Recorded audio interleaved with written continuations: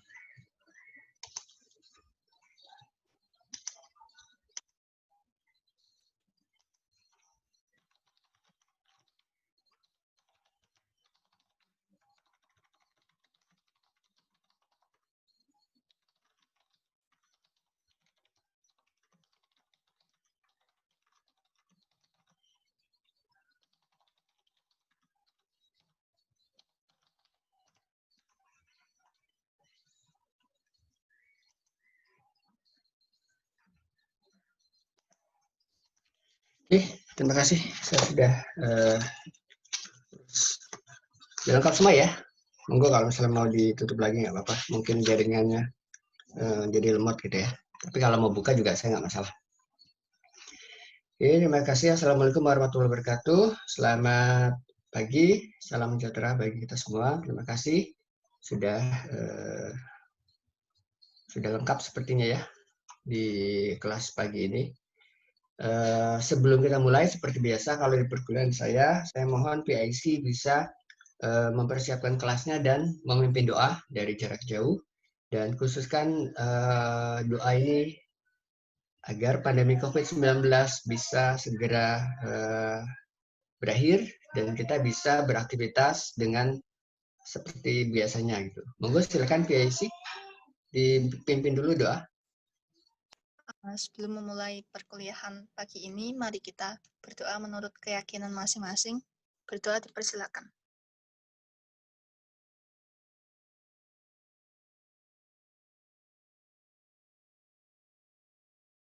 Doa dicukupkan. Terima kasih. Ya, terima kasih atas bantuannya. Salam kenal semua bagi yang belum pernah di kelas saya sebelumnya. Nama saya Wahid Hidayat. Nanti saya akan memperkenalkan diri lebih detail lagi setelah ini. Kalian semua sudah lihat video kalian semua belum? masing-masing gitu, melihat teman-temannya seperti apa gitu. Mungkin dari sini kan ada yang masih belum pernah ketemu kan gitu. Nah, makanya kemarin video itu saya minta kalian kerjakan biar minimal kalian tahu gitu kayak gimana sih Mbak Anita gitu, Mbak Felicia, Mas Gilang, Bangga, Mas Aki gitu. Bagaimana tingkah laku mereka kan kelihatan sebenarnya kalau yang bisa membaca kelihatan oh ini orangnya serius, oh ini orangnya suka humoris gitu ya, oh ini orangnya mungkin baper nggak tahu kalau baper seperti apa ya, tapi minimal kalian ngeliat lah. Terus kalian mungkin ada yang apa namanya kan kemarin saya minta kalian menceritakan cerita lucu gitu kan, ya terserah sebenarnya saya tidak pernah bilang harus diri kalian sendiri, tapi kebanyakan memang dari pengalaman kalian gitu. Ada yang katanya dikejar sama orang gila lah gitu, ada yang eh, nggak nggak nggak sadar atau nyebur ke got gitu, sama terus ada yang suka bawaannya ngelindur gitu ya. Itulah monggo kalian ini kan kalian bisa akses sebuah kan nanti upload, nah, karena diupload di Drive gitu. Jadi kalian bisa nanti lihat-lihat lagi gitu, Mas Fajar itu seperti apa sih kira-kira gitu. Ya memang tidak perfect gitu karena memang kalau yang perfect kita berinteraksi adalah ketika kita bertatap muka langsung, berinteraksi dalam kelas, di situ baru kelihatan gitu. Oh seperti ini gitu. Nah tapi mau nggak mau memang dengan kondisi seperti ini nanti pun kalian akan berinteraksi karena di kelas ini akan lebih banyak uh, tugas, baik tugas individu maupun kelompok. Nah, di kelompok ini nanti mungkin akan challenging karena apa namanya kalian mungkin banyak yang belum mengenal tapi mau nggak mau terpaksa harus berusaha berusaha mungkin beradaptasi dengan mungkin bukan sikap kali personalitinya orang kan beda-beda gitu ya. Ada yang mungkin kalau dalam mengerjakan tugas ada yang sistemnya SKS kebut semalam gitu ya, tapi selesai gitu. Ada yang nggak bisa tuh kalau kalau gitu. Ada yang mungkin kalau kalau keburu deadline dia malah otaknya stuck gitu. Tapi ada yang dikejar-kejar deadline malah seneng gitu, malah otaknya malah encer, brilian gitu. Nah, kan beda-beda gitu. Dan ini mungkin akan jadi tantangan bagi kalian gitu ya. Terus kemarin kan saya untuk tugas kedua, saya minta kalian membuat mini riset, gitu ya, membuat mini riset. Saya tidak batasi. Nah, kemarin mungkin entah dari kelas ini kelas lain, Pak, ini temanya apakah terkait dengan pajak, apakah terkait dengan ekonomi? Saya bilang bebas. Yang penting pokoknya kalau saya berikan satu topik, saya suruh riset, bagaimana sih kalian memandangnya? Itu saya lihat berbeda. Ada yang misalnya kemarin saya baca, mungkin saya lupa dari kelas mana. Saya air conditioner waktu itu saya minta. Ada yang dari perspektif convenience-nya dengan menggunakan AC gitu. Ada yang perspektifnya adalah dampaknya terhadap kesehatan dan lingkungan gitu. Nah, itu kan berbeda kan? Satu topik. Saya tidak batasi. Kalau saya udah batasi ya udah selesai gitu. Jadi misalnya coba cari hubungan antara AC dengan misalnya penerimaan pajak. Nah, itu mungkin kan sudah sudah terarah gitu. Tapi kalau saya biarkan bebas, ternyata dari satu topik bisa beda-beda pendekatannya gitu. Makanya untuk yang video saya minta upload di Drive, tapi untuk yang tugas saya minta kirim langsung ke saya email. Gitu. Kenapa? Kalau di upload ke situ, yang pertama-tama kali itu biasanya akan menjadi standar. Kalian akan ngecek, oh ternyata kayak gini tuh bikinnya. Gitu. Nah itulah jadinya semua akan seragam kayak gitu. Saya nggak mau, saya mau lihat kalian lepasnya itu seperti apa sih kalau kita misalnya ditembak suruh buat pokoknya bikin inilah tentang ini. itulah kreativitas kalian akan teruji di situ. Tapi kalau sudah ada contoh, misalnya ada 3 atau 4 orang masuk ke dalam Drive, biasanya kalian lihat lama-lama, oh kayak gini ternyata, oh sudut pandang kayak gini. Kurang lebih nanti akan homogen. Makanya saya minta kalian mengirimkan pakai email. Tapi habis ini akan saya upload ke Drive. Silakan kalian baca-baca. Bagaimana sih teman kalian? Kan kemarin ada yang kembar kan, ada yang mungkin sama gitu karena topiknya cuma ada 5, sementara kalian ada 29. Jadi dimungkinkan ada kalian ketemu topik dengan teman kalian yang lainnya gitu. Itu coba kalian lihat nanti apa namanya, bagaimana sih pola pikir teman kalian di situ ya. Nanti habis ini mungkin habis minggu ini saya akan upload upload ke ini ke Drive sesuai dengan yang kemarin sudah disampaikan oleh PIC gitu ya. Oke, begitu. Nah, tolong nanti kalian lihat-lihat di Drive, baik videonya maupun mini riset yang telah kalian lakukan ya. Sekarang saya akan memperkenalkan diri terlebih dahulu.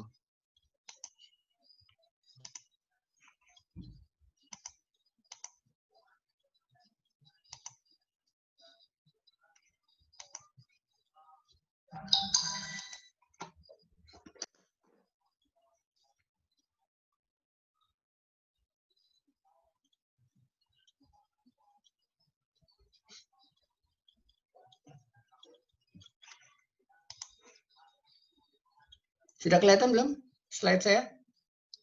Sudah, Pak. Baik.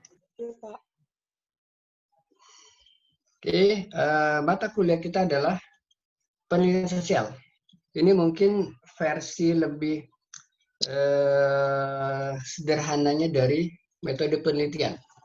Karena kalau metode penelitian mungkin nanti akan diajarkan ketika level S1, karena di situ lebih banyak lebih rinci lagi. Tapi memang karena kalian nanti akan diminta untuk menyusun KTTA, makanya diajarkan, mungkin diperkenalkan bagaimana sih cara meneliti yang baik. Nah, ini kita makanya penelitian sosial, bukan penelitian yang sifatnya eksakta seperti misalnya pakai percobaan-percobaan di lab, nggak seperti itu ya. Nama saya Wahidayat.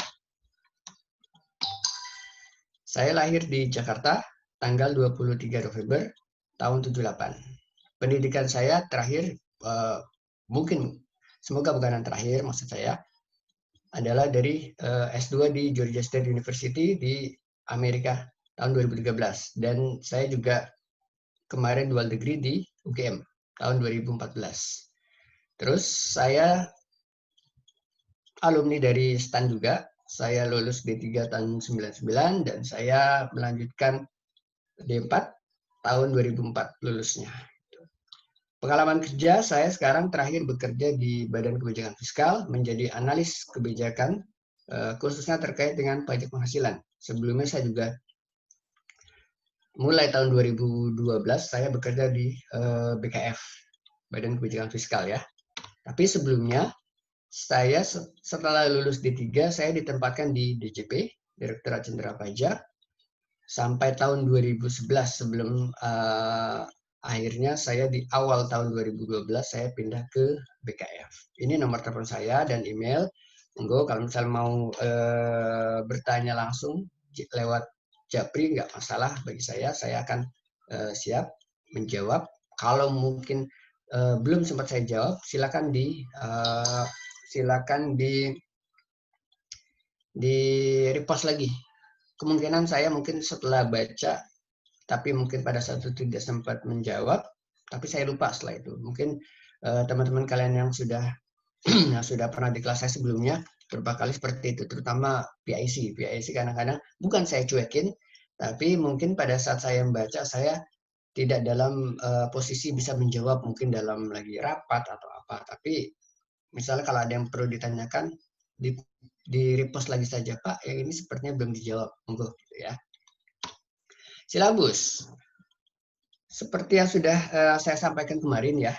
Jadi meskipun sampai akhir semester ini sepertinya kita akan tetap PJJ ya, pembelajaran jarak jauh, karena mungkin masih belum memungkinkan kita bertemu langsung atau kuliah tatap muka secara offline gitu ya. Terus untuk UTS nanti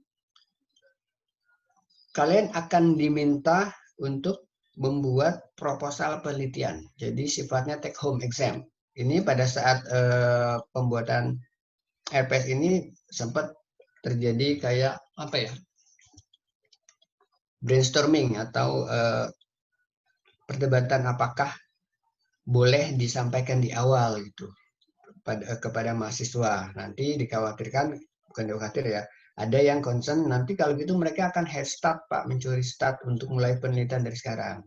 Tapi banyak juga yang bilang ini kan kalau masalah mereka mempelajari bagaimana cara membuat proposal yang baik kan nggak masalah dari sekarang gitu. Jadi meskipun nanti baru diujiankan, kalau kalian mau mulai dari sekarang kan nggak masalah cara membuatnya. Tapi terkait dengan topiknya akan diumumkan nanti dekat-dekat dengan UTS. Jadi sebenarnya ya nggak masalah juga kalau kalian dari sekarang sudah mengetahui kalau ujiannya nanti take home exam, gitu ya.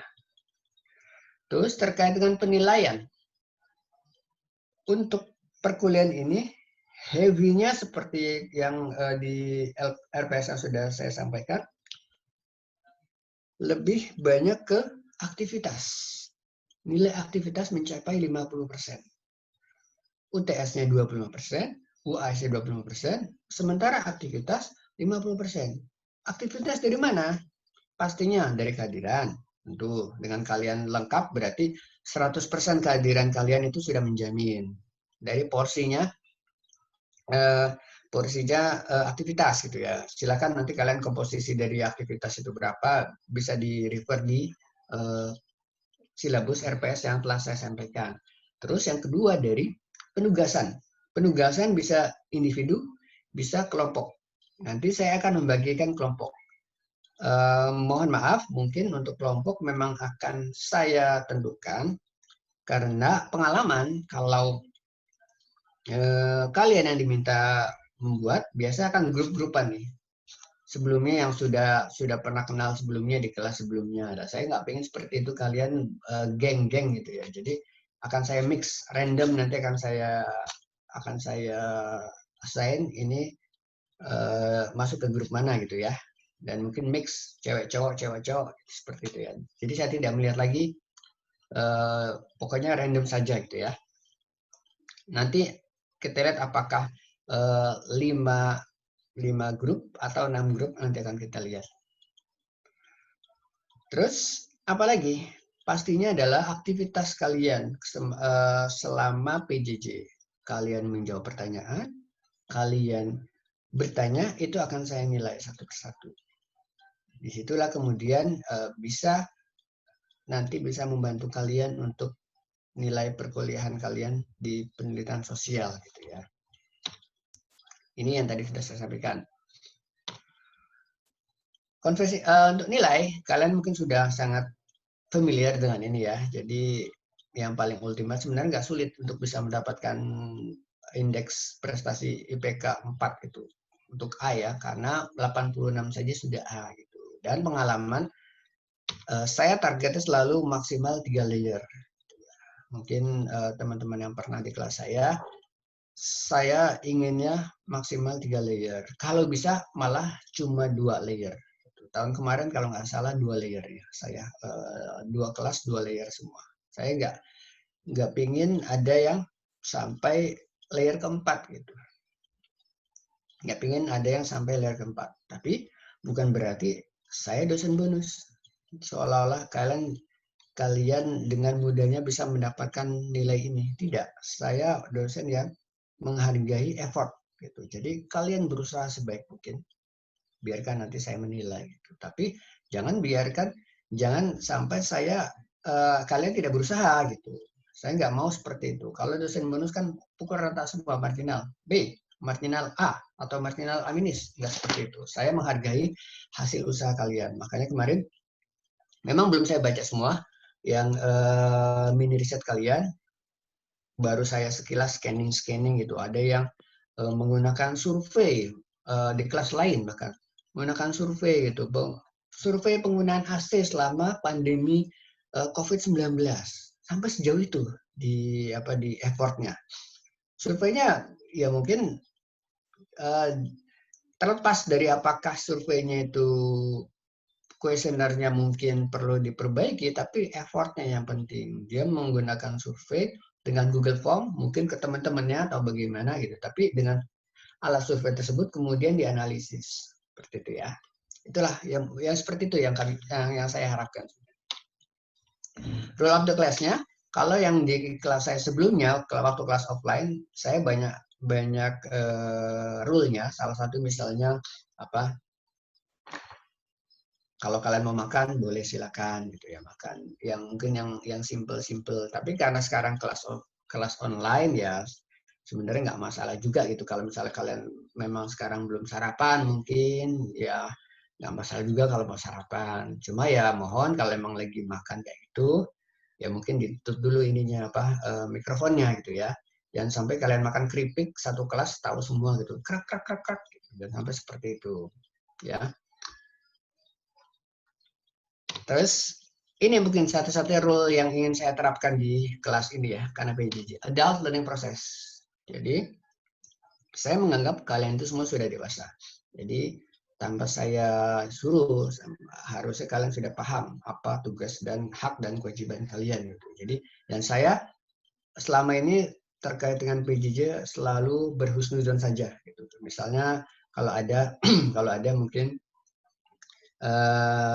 kalian yang mungkin yang tidak membuka kamera gitu, ya saya nggak akan langsung bilang wah ini jangan tidur nih, nggak seperti itu. Cuma saya berhusnuzon saja, ya mungkin jaringannya kurang bagus gitu ya. Saya sebisa mungkin ketika pelajaran pasti saya akan buka video seperti itu karena memang itu tanggung jawab saya. Kecuali beberapa yang lalu itu ada yang saya tidak bisa buka video karena kalau saya buka langsung error ini ya pada Zoom-nya. Makanya mungkin karena jaringannya mungkin masih lagi error gitu. Tapi kalau jaringannya masih bagus, saya akan selalu buka video. Itu kemudian saya khususin saja dan saya menganggap kalian kan sudah dewasa gitu. Dan memang tempting. Saya juga ketika lagi ada agenda rapat, ketika saya tahu kalau isunya itu saya nggak perlu intervensi langsung, misalnya saya mungkin hanya cukup mendengarkan saja, take note, saya kadang-kadang mungkin rebahan saja, gitu kan. Wah, rebahan aja deh sembari dengerin, speaker dinyalakan, mikrofon kita matikan, dengarkan gitu. Yang penting tercapai memang. Cuma ya itu jangan sampai mungkin speakernya nyala, terus kalian mungkin ngorok gitu kan, wah ini lagi tidur seperti itu. Tapi kadang-kadang kelihatan kalau coba saya tes mana nih yang tinggal saya atau mungkin jangan ketiduran. Ketika kemudian Zoom ini saya buka terus walaupun sudah selesai saya buka terus. Oh ternyata ada yang belum live nih udah setengah jam. Wah ini ketiduran ini ditinggal ini. Saya bilang tapi nggak apa-apa lah. Saya khususnya mungkin dia capek sebelumnya gitu. Seperti itu aja. Yang penting kalian bisa mengikuti pelajaran. Fun, be active and have fun in the class. Itu tadi yang saya sampaikan karena saya anggap kalian sudah dewasa semua. Jadi jangan sungkan-sungkan ketika mau bertanya sesuatu, gitu ya. Ini kontak saya. Monggo kalau mau saya di WA atau melalui email. Nanti kalau memang sudah bisa offline, kalau mau mampir ke kantor saya silakan. Any question? Sebelum kita mulai kuliah pertama, about anything, about my biography, about silabi, silakan. About apa sih yang kamu harapkan gitu. Monggo.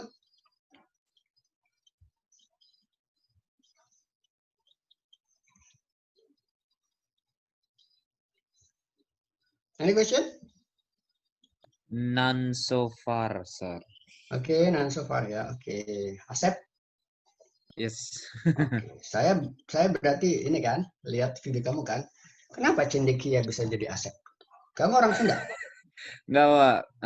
Orang Bali, Pak. Cuma orang Bali kok dibilang Asep, bukannya harusnya beli kan? Beli Asep, Pak. Beli Asep. Beli Asep.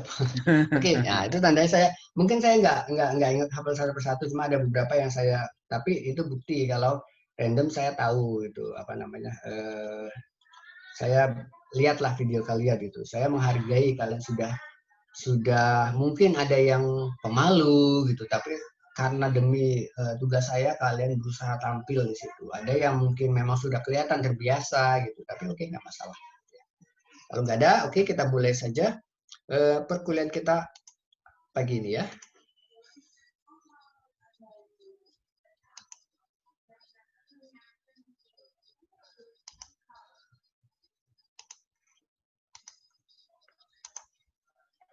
Sudah tampil screen saya? Sudah, Pak. Sudah ya. Oke. Sudah. Introduction to Research untuk kuliah pertama kita. What is research? Nanti akan kita pelajari. Terus jenis-jenisnya. Yang berikut adalah filosofi dan paradigma. Ini mungkin tidak akan terlalu saya bahas. Ini bisa kalian baca sendiri. Ada 2 buku kemarin yang saya sampaikan kan ya. Ada buku Sounder sama Sekarang. Monggo kalau kalian mau baca-baca, bukan monggo ya, harus kalian baca sebenarnya itu.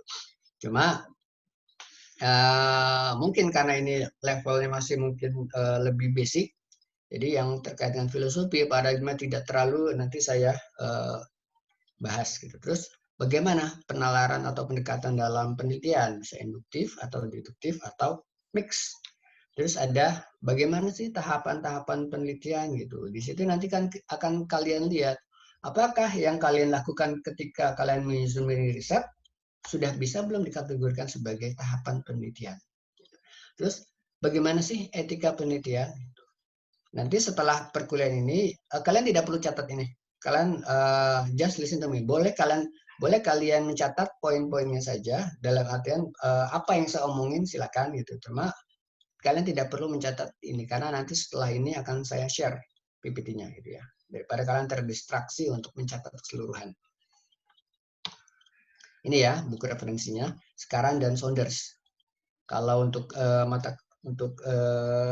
perkuliahan kita kali ini di Sekarang ada di chapter 1, chapter 2 dan chapter 4. Sementara untuk di Saunders ada di chapter 1, 4 dan 6. Kalau kalian mau refer kepada buku referensi kita. What is research? Apa sih riset itu? Apa yang kriteria apa yang bisa dikategorikan bahwa suatu kegiatan menyelidiki dianggap sebagai suatu research? Kalau yang ada dalam, mungkin yang official yang paling mudah, ketika dibilang penelitian, kalau kalian yang di IPA, oh, saya lagi mau riset nih, oh pakai jubah apa tuh yang putih itu kan, di lab IPA, di lab biologi atau di lab fisika, oh saya lagi penelitian nih. Tapi apakah seperti itu? Kalau yang IPS, apakah harus saya mau riset ini langsung ganti baju risetnya? Kan nggak seperti itu kan? Yang dimaksud dengan riset apa sih sebenarnya? Yang pertama ya ini saya kasih bold. Unorganized and systematic inquiry. Pastinya itu organized, terorganisir dan sistematis. Artinya apa? Bahwa suatu riset itu dijalankan terstruktur, dia ada step-stepnya yang jelas, terrekod, teradministrasi dengan baik. Sehingga kalau orang mau mereplikasi atau mengulang, bisa tahu gitu. Inquiry atau investigation ya, into a specific problem. Masalahnya jelas. Nggak sembarangan, saya mau riset, tentang apa? Nggak tahu, pokoknya saya mau jalan ke Bandung, saya mau riset. Tentang apa? Ya nanti kita ketemu di sana. Nggak seperti itu, sudah harus jelas. Spesifik problemnya, oh saya mau mencari, kalau penelitian sosial, fenomena misalnya kemacetan di Bandung ketika weekend. Nah, itu kan kelihatan jelas, ke Bandung itu dalam rangka riset untuk fenomena kemacetan di Bandung. Siapa sih yang dari Bandung? Dulu ya sebelum pandemi itu kan sudah masalah klasik tuh kalau Sabtu Minggu itu Bandung itu seolah-olah orang Jakarta banyak pindah ke Bandung. Macet di mana-mana gitu. Seperti itu. Enggak cuma sekedar saya mau ke Bandung, mau riset apa? Enggak tahu nanti ketemunya di sana itu. Enggak seperti itu ya. Nah, terus undertaken with the purpose of finding answer. Yang dilakukan tuh ngapain sih sebenarnya? Cari jawaban gitu. Tadi fenomena misalnya, fenomena kemacetan di Bandung, fenomena seasonal. Seasonal itu dia setiap minggu gitu. Dalam rangka mencari jawaban atau mau merekomendasikan solusi. Jadi mungkin tidak perlu suatu penelitian itu harus rekomendasinya ada, itu nggak perlu. Cukup konklusinya aja, nggak masalah. Sudah masuk ke dalam dia penelitian. Jadi pertama dia harus dilakukan secara sistematis. Terus apalagi untuk suatu pertanyaan atau problem tertentu. Apa sih tujuannya? Tujuannya adalah mencari jawaban atau memberikan solusi. Itu sebenarnya inti dari penelitian.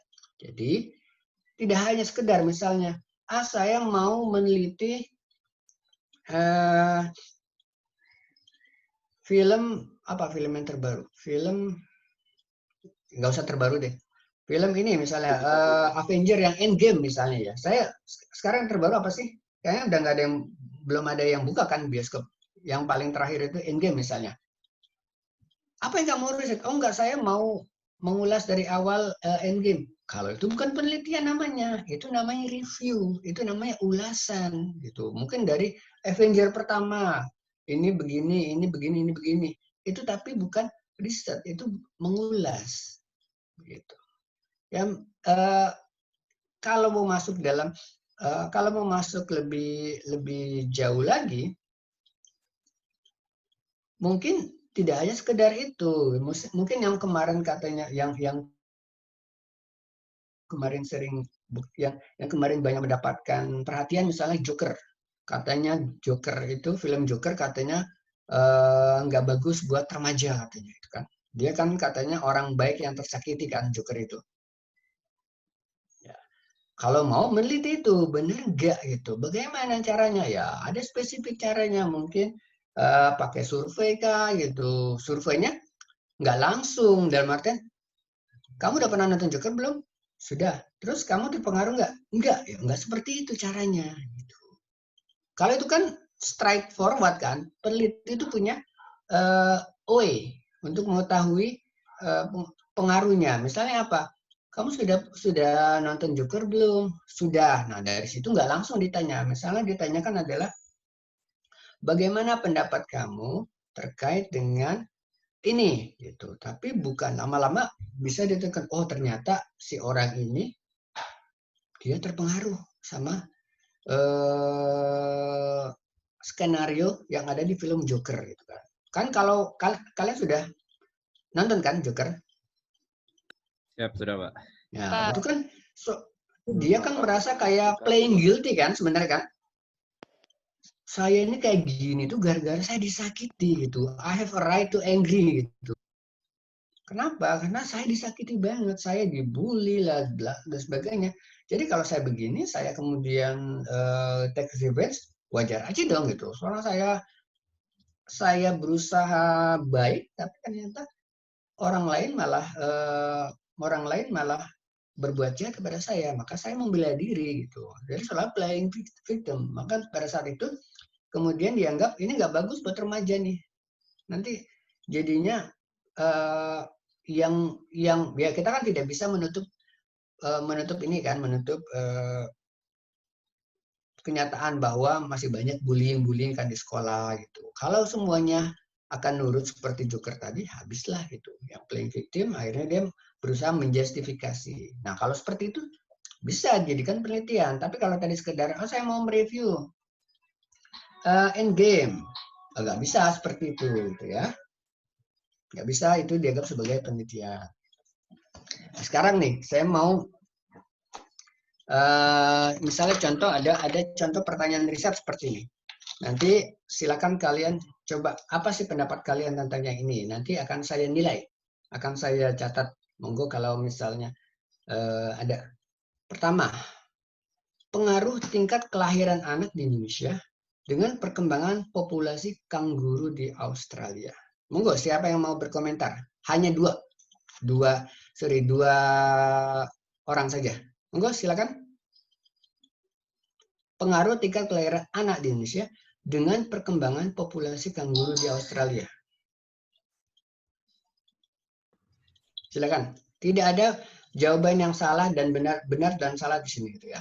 There is no wrong or correct answer di sini. Tergantung argumentasi kalian. Saya, Pak. Tunggu, nomor berapa, Mas? Nomor 11, Pak. 11, Mas Fajar ya. Iya, Pak. Oke. Eh, Silakan. dari pertanyaannya, pengaruh tingkat kelahiran anak di Indonesia dengan perkembangan populasi kanguru di Australia. Menurut saya ini tidak ada hubungannya ya, Pak, terkait kelahiran anak di Indonesia dengan perkembangan populasi kanguru di Australia. Jadi kurang tepat menurut saya, Pak. Kenapa kira? Kenapa kurang tepat? Karena ini dari tempatnya aja, yang pertama tempatnya itu udah beda, Pak. Terus menurut saya hubungannya itu nggak ada, Pak, antara kelahiran anak dengan populasi kanguru. Karena tidak saling berhubungan.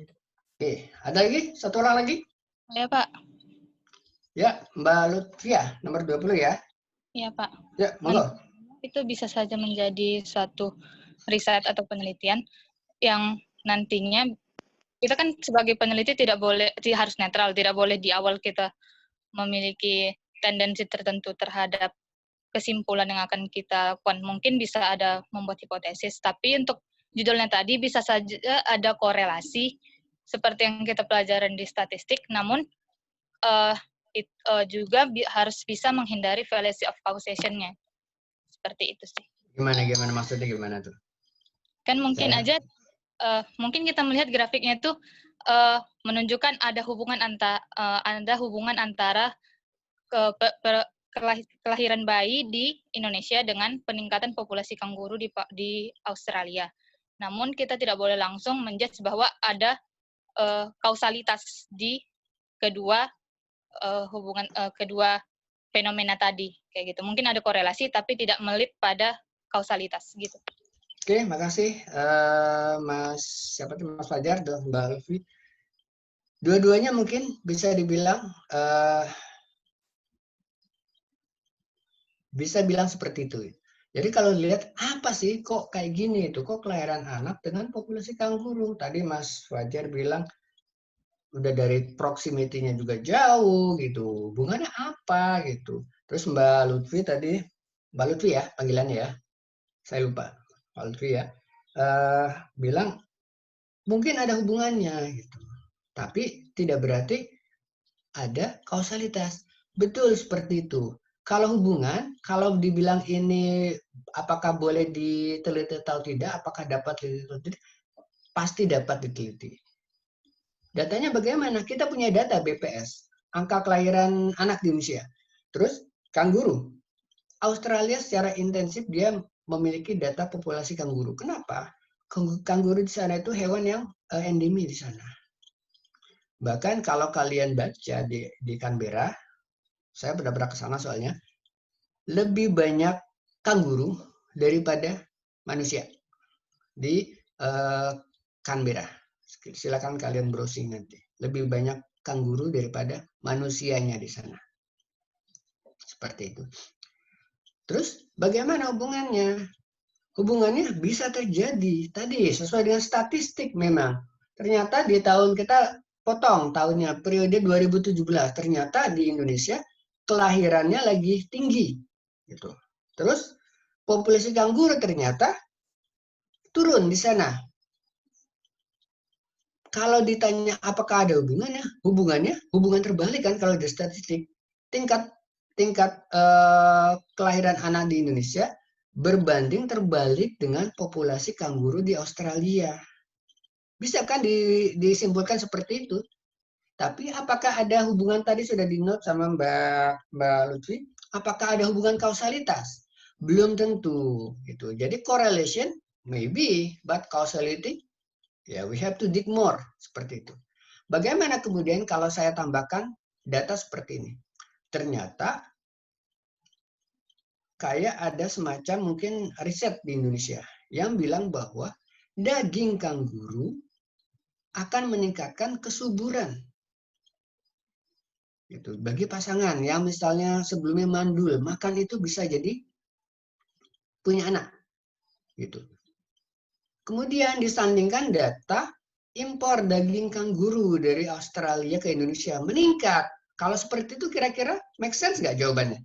Bahwa tingkat kelahiran anak Indonesia berbanding memiliki pengaruh terhadap populasi kanguru. Kenapa? Karena orang banyak mau punya anak, banyak yang tertarik dengan riset itu, dengan yang tadi katanya daging kanguru bisa meningkatkan kesuburan, akhirnya imporlah daging. Kanguru itu bukan hewan langka, jadi boleh diburu. Kanguru itu bukan hewan langka, boleh dimakan. Di sana pun bahkan ada daging kanguru. Waktu saya ke Australia, ada tuh. Jadi kalau seperti itu, saya tanya lagi, Mas Fajar, make sense nggak? Kalau seperti itu, saya tambahkan tadi data. Iya Pak, make sense.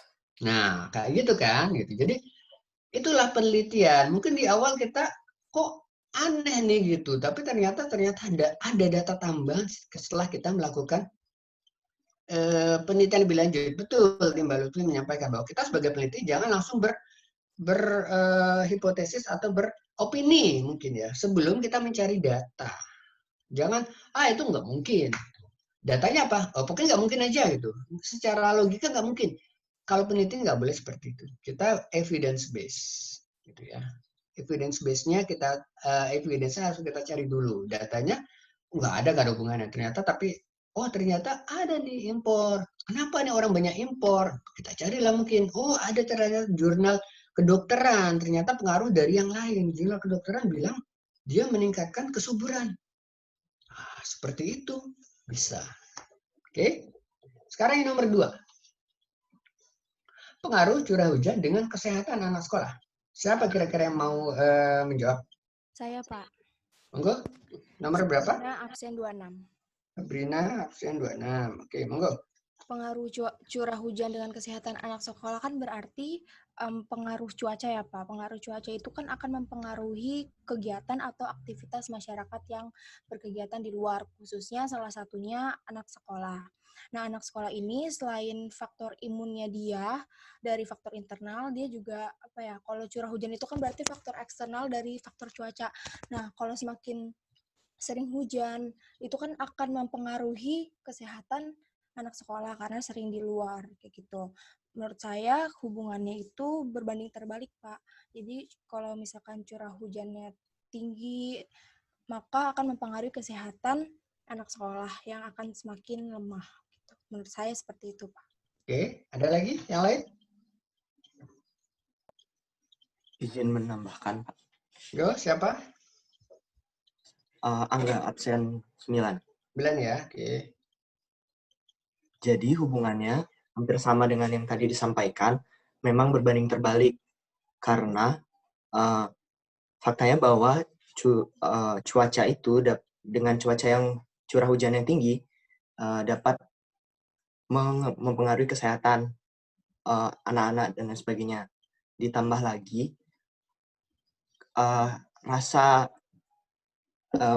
mungkin perlu dilakukan suatu survei seberapa banyak sih anak-anak yang lebih suka bahkan bermain di saat hujan. Mungkin jika ditambahkan fakta tersebut bisa lebih mendukung hasil riset yang bakal didapat setelahnya. Terima kasih Mbak Sabrina, Mas Angga ya. Oke. Iya, Pak. Yang kedua ini ada penelitiannya di Amerika Serikat. Kalau yang pertama tadi hypothetical, saya belum lihat sih, itu biasa di intro untuk kalau kita pelajaran penelitian seperti itu. Tapi yang kedua ini ada penelitiannya, benar penelitiannya. Dia meneliti hubungan antara curah hujan dengan kesehatan anak sekolah. Kenapa anak sekolah yang di-note di sini? Kenapa enggak pengaruh curah hujan terhadap kesehatan manusia pada umumnya itu? Enggak, dia hanya kesehatan anak sekolah yang di-note seperti itu. Hipotesis awalnya adalah si riset questionnya ini, anak sekolah itu kan anak masa-masa lagi pertumbuhan gitu kan. Bukan masalah imun, tapi masalah mereka pertumbuhan dan mereka lagi aktif-aktifnya begitu. Ketika kemudian sering hujan, mereka kemudian tidak bisa agak berbeda mungkin kali ya. Saya tadi mungkin kurang pas ini karena kalian berpikirnya ini adalah terjadi di Indonesia. Oh, di Indonesia kalau hujan-hujan anak-anak itu seneng main bola hujan-hujanan. Ini enggak, ini di Amerika. Di Amerika orang pasti akan pulang langsung. Kalau hujan anak-anak nggak ada tuh yang lari-larian di di lapangan kayak itu nggak ada. Nah, akibatnya apa? Dengan seringnya turun hujan, aktivitas di luar mereka justru yang berkurang gitu. Mereka akhirnya main game, terus nonton TV seharian. Nah, dengan seperti itu, kemudian ternyata ini akan berpengaruh. Selain tadi memang faktor cuaca, tapi kalau misalnya cuaca saja, tapi mereka tetap beraktivitas, nggak masalah. Aktivitas ini yang ternyata disoroti kurang gitu. Ditandai dengan berapa jam kalian beraktivitas di luar. Di situ kelihatan ketika curah hujan tinggi dalam satu periode waktu, jam main mereka di luar berkurang, aktivitas outdoor mereka berkurang. Dari situ kemudian dihubungkan dengan kesehatan anak sekolah. Seperti itu. Gitu ya. Kurang lebih memang sama seperti itu. Jadi ini kan yang tidak terpikirkan sebelumnya gitu. Ya ini makanya kalau kemarin saya bebaskan kalian untuk meneliti, tapi topik yang saya tentukan akan kita lihat nanti. Mas Zaki mungkin nomor 21 berarti dia kan urutnya urut 21 kalau salah ya. Berarti akan sama dengan yang nomor 1. Kita lihat nanti nomor 1 itu saya lupa tentang apa, nomor 1 apa. Kita lihat sama nggak pendekatannya. Mbak Sabrina nomor 26 itu berarti kan sama dengan Mas Jaki nih. 26 kalau yang ke-6 kan sudah mulai urut nomor 1 lagi. Nah, ini harusnya sama nih topiknya. Tapi apakah pendekatannya sama? Belum tentu, kecuali kalau memang kerja kelompok. Tapi kalau individu, kalau memang tidak ada interaksi, harusnya akan berbeda pendekatannya, gitu ya. Saya mungkin tidak akan membahas semuanya. Mungkin yang terakhir yang keempat, apakah menjadi anak pertama atau firstborn in family dapat meningkatkan level pendidikannya? Kira-kira bagaimana? Apakah dengan menjadi anak pertama atau firstborn in family bisa meningkatkan level pendidikannya? Monggo. Ada yang mau mencoba? Mau mencoba. Monggo. Siapa Mbak? Nita. Nomor berapa? Nomor 22. Suaranya Mbak? Nomor berapa? Nomor 22, Pak. 22, oke. Monggo. Ya, menurut saya anak pertama kan dia tidak memiliki kakak, jadi kayak memiliki kemandirian yang lebih dan biasanya kayak lebih kreatif gitu karena belum ada yang bisa dicontoh. Dan juga kayak dia biasanya memiliki adik-adik yang kayak mencontoh dirinya, dia sebagai role model bagi adik-adiknya. Sehingga biasanya kayak mereka lebih kreatif dan mandiri dan punya kayak kepemimpinan yang lebih gitu, Pak. Menurut saya. Jadi meningkatkan. Ya, meningkatkan. Oke. Ada lagi mungkin yang lain? Satu Saya lagi? ingin mencoba, Pak. Monggo, nomor berapa, Mas? 21. 21. Kalau menurut saya, dari sisi sumber daya yang diberikan oleh orang tua kepada anak pertama dan kedua, jadi dibandingkan gitu, Pak.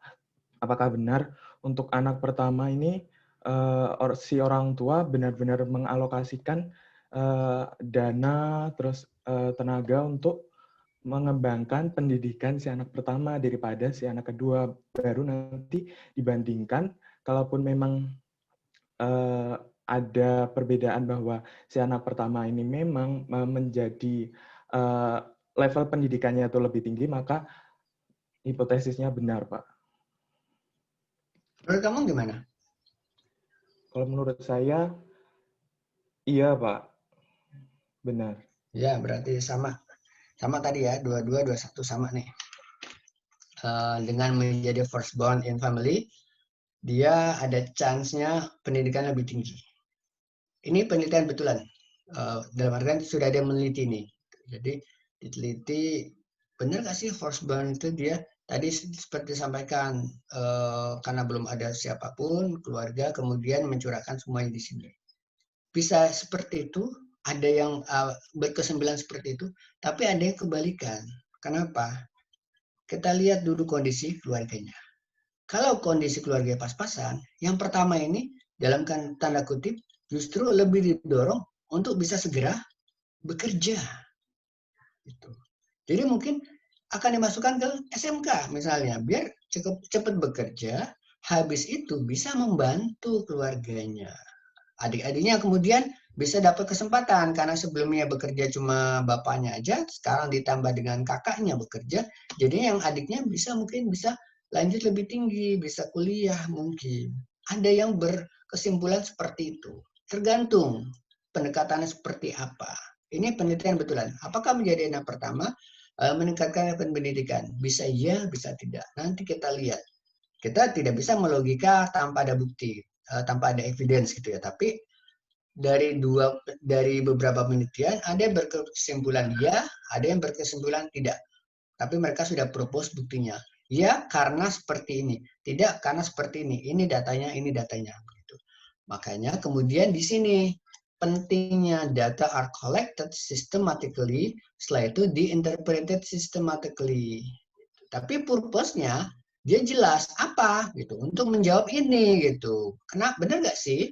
Itu kan seolah-olah kayak kondisi kita sehari-hari gitu. Kita lihat nyata-nyata, oh iya itu anak pertamanya dia lulus kuliah, tapi anak keduanya enggak.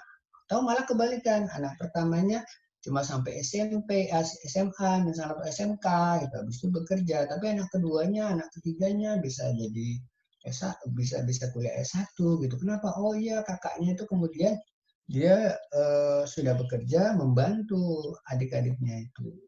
Seperti itu ya. Oke, terima kasih. Jadi menarik kan sebenarnya penelitian sosial itu. Apapun bisa kita teliti. Tapi memang karena sini subjek adalah terkait dengan keuangan, nanti kalau kalian menyusun KTTA ya pastinya tentang yang terkait dengan keuangan apapun itu, apakah mungkin perpajakan, mungkin kalau ada yang dari perbendaraan atau dari mungkin dari strategic manajemennya seperti itu. Tapi kaitannya adalah keuangan, bukan masalah sosial yang tadi itu gitu ya. Oke. Yang terakhir ini, apakah menjadi wira swasta atau self-employed di Indonesia karena terpaksa atau pilihan? Ini kebetulan judul topik tesis saya waktu di Amerika. Nanti kan kita bahas lebih lanjut ya. Kita lanjutkan dulu. Theory and information. Nah, tadi itu kan kita sudah coba ini.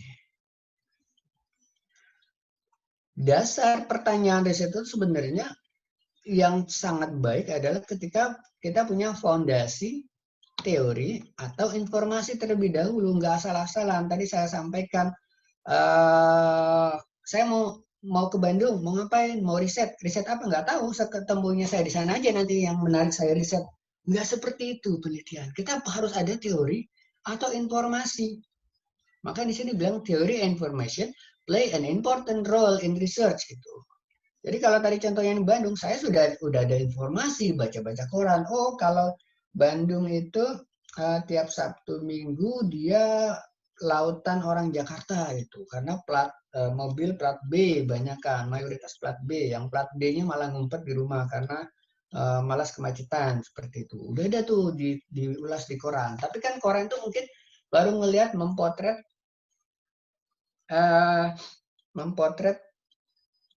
keadaan faktual, tapi evidence base-nya mungkin tidak terlalu rinci dibahas. Misalnya, berapa sih memang seperti itu orang Jakarta yang rata-rata orang Jakarta yang datang ke Bandung ketika ada weekend gitu ya, dan sebagainya. Atau ada teori yang penting. Kalau teori ini berarti sudah dipatenkan, sudah di-firm, berulang bolak-balik diuji, ternyata hasilnya solid, ini bisa jadi teori. Kayak contohnya saya. apakah menjadi self-employed di Indonesia itu orang-orang itu terpaksa atau pilihan sih? Saya ngambil ada 2 teori. Disebut ada namanya pull teori, ada namanya push teori. Kalau pull teori itu memang dasarnya adalah dari kesadaran atau dari kemauan dari si orang-orang itu sendiri mau wira swasta, itu pilihan saya gitu. Tapi kalau yang push teori terpaksa gara-gara keadaan gitu. Saya nggak ada lapangan pekerjaan nih di perusahaan, udah daftar-daftar di pabrik nggak diterima. Akhirnya udahlah saya buka warung gitu. Itu kan berarti terpaksa. Tapi ada yang gara-gara memang kemauan. Ada yang disebut sebagai personality. Aptitude-nya dia memang kalau bahasa mudanya ada jiwa dagangnya mengalir. Kalau seperti itu kan dia mentalnya ngelihatnya dagang-dagang mulu. Oh ini nih potensi bisnis. Melihat pertigaan, perempatan, potensi bisnis. Bikin ini bikin warung gitu. Wah rame dikit nih. Saya mau bikin kafe di sini gitu. Kayaknya di perempatan sini belum ada Indomaret nih. Wah saya daftar lah jadi bikin Indomaret gitu. Seperti itu. Bukan karena keterpaksaan. Jadi ada push teori, ada pull teori. Bagaimana kemudian saya membuktikannya? Apakah saya nanyain satu persatu? Observasi saya, Pak, Bapak dagang terpaksa atau karena keinginan? Nah, itu nggak bagus kalau seperti itu. Karena apa? Orang akan jawabnya jadi nggak jujur kalau seperti itu. Nah, kebetulan data saya itu bukan data riset sendiri, bukan data survei sendiri, tapi saya menggunakan data survei eksternal yang sudah disurvei. Dan masalahnya kalau kita menggunakan data survei orang lain, mungkin data yang ada tersedia tidak sesuai dengan apa maunya kita. Ada nggak pertanyaan itu? Ternyata nggak ada. Tapi dengan ada teori, saya mencari lagi kira-kira apa sih yang bisa merepresentasikan bahwa ternyata si orang ini memang mentalnya, jiwanya memang jiwa pedagang. Mentalnya dia adalah memang dia suka mau untuk dagang gitu. Ternyata ada satu teori yang bilang bahwa ternyata trait atau personality dari yang pengusaha itu adalah risk seeker. Dia risk taker, dia berani mengambil resiko gitu. Dari situ saya cari kemudian di data ada nggak yang menunjukkan risk seeker. Saya cari teori apa yang biasanya dijadikan indikator untuk bahwa orang itu dianggap sebagai risk seeker. Di survei pasti nggak akan ditanyakan. Apakah kamu berani? Nggak seperti itu. Dijawab nggak akan seperti itu. Apakah kamu berani? Apakah kamu takut? Nggak seperti itu. Yang ditanyakan dia adalah hal-hal tertentu yang merepresentasikan keberanian, misalnya apa olahraga Anda gitu. Oh, olahraga saya mendaki gunung, panjat tebing, olahraga ekstrim misalnya terjun payung misalnya. Nah, itu menjadi salah satu indikator. Oh, olahraga saya catur. Wah, ini risk averse banget nih kalau yang catur. Itu kan cuma ngangkat bidak doang kan. Ini kelihatan kalau dia nggak suka ngambil resiko gitu. Atau olahraga saya gaplek gitu misalnya. Nah, seperti itu. Terus ada lagi yang merepresentasikan katanya. Dari apa coba? Kebiasaan merokok. Smoking habit. Ternyata itu dibilang smoking habit itu menjadi salah satu indikator untuk dia risk taker. Siapa sini yang merokok? Ahli hisap, ayo nunjuk. Siapa yang ahli hisap? Siapa ahli hisap di sini? Ayo tunjuk tangan saja, saya ngelihat di ini. Ayo, jangan malu-malu. Nah, tuh Gilang ya. Mas Gilang? Enggak, nah. Oh enggak, kamu tunjuk tangan soalnya tadi. Siapa yuk ngaku yang apa namanya? Ayolah, saya kasih biar saya bisa ada lebih mudah itu. Ayo siapa yang ahli hisap di sini? Saya enggak gitu soalnya. Mungkin Mbak Nita? Mbak Nita? Enggak, Pak. Enggak. Atau Asep? Zaki? Tidak, Pak. Tidak. Atau Ruth mungkin kali ya? Enggak, Pak. Enggak. Iya, ya udah kalau yang nggak mengaku nggak apa-apa. Kalian tahu nggak? Perokok itu, oh ya, misal kalian di sini ada yang ahli hisab ya di sini. Kalian bisa baca semua kan sebenarnya? Siapa yang nggak bisa baca di sini? Nggak akan jawab, pasti bisa baca semua. Di bungkus rokok sudah ada peringatan, merokok merusak kesehatan bla bla bla bla bla. Kalian bisa baca itu. Terus sekarang ada gambar yang serem-serem tuh kan, ada yang gambar kelihatan paru-parunya, tenggorokannya. Kalian bisa lihat itu, kalian bisa baca. Tapi kalian tetap mau merokok. Tandanya apa? Kalian udah tahu resikonya gitu. Tapi kalian masih merokok, itu namanya kalian risk taker gitu. Udah tahu kok konsekuensinya. Kalau merokok itu akan seperti ini loh, paru-parunya bakal hitam gitu, atau tenggorokan bakal seperti ini. Tapi kalian tetap merokok. Itu yang saya ambil kemudian menjadi risk taker. Seperti itu. Dan memang shockingly ternyata saya kan ambil sampel datanya itu dari tahun 94 sampai tahun 2014. Di situ ada beberapa kali shock dalam perekonomian. Ada tahun 98 krisis, tahun 2008 juga krisis kan. Apalagi dulu yang tahun 2000 itu kan, itu zamannya benar-benar agak susah. Itu mungkin kalian belum ada yang lahir ya, tapi kan bisa kalian baca. Ternyata wira swasta di Indonesia itu lebih ke arah kemauan. Lebih ke arah kemauan, bukan keterpaksaan gitu. Kirain gara-gara di PHK, jadi di wira swasta. Kebanyakan mostly, dominantly, karena penelitian saya solid. Dalam artian resultnya itu kuat gitu ya, strong result. Enggak yang kalau di bintang itu bintang 5, bintang 4, bintang 5 gitu. Jadi membuktikan bahwa Indonesia itu ternyata wira swasta itu gara-gara pilihan dia. Jadi yang terbukti adalah pull teori, bukan push teori. Nah, kalau nggak ada background teorinya, saya agak susah mungkin memformulasikan itu dalam suatu kesimpulan. Makanya kita harus banyak-banyak membaca teori-teorinya. Gitu. Teori mungkin aneh-aneh. Oh, ternyata smoking habit bisa jadi salah satu indikator buat risk attitude orang gitu, risk aptitude orang gitu. Bisa personality-nya seperti apa dari situ. Karena yang satunya tadi yang saya bilang misalnya kegemaran dalam sport ternyata nggak ada datanya di situ di survei saya. Kalau ada yang itu mungkin lebih ideal gitu karena kelihatan. Kalau misalnya yang catur mungkin udah kita kelihatan yang catur itu yang nyantai-nyantai gitu kan. Oh ya, yang ini. Kalaupun misalnya berisiko paling ditipuk sama bidak catur doang kan, nggak terlalu ini. Tapi kalau yang terjun payung gitu kan, kalau payung nggak mengembang, parasut nggak mengembang, itu kan risikonya sangat besar. Seperti itu. Tapi memang nggak ada datanya di survei yang saya pakai. Saya harus cari proxy yang lainnya atau cari indikator lainnya.